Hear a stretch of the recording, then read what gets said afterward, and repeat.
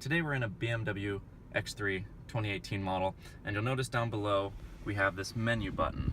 This has been a big improvement in my opinion over the outgoing X3 because when you select this menu button on the iDrive screen, it's going to show a few different climate functions. If you scroll down to the very bottom, you will find seat and steering wheel heating.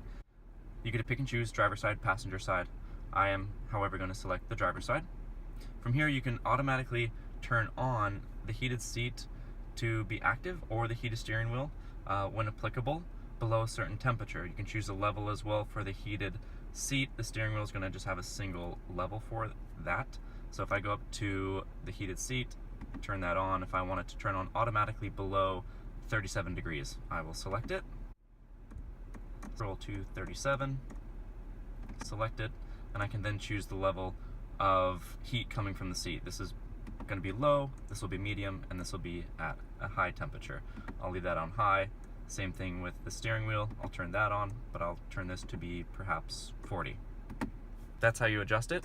It's very comfortable, it's very easy. It's one less thing for you as a driver to hop into the car, select multiple buttons, get into the car and go.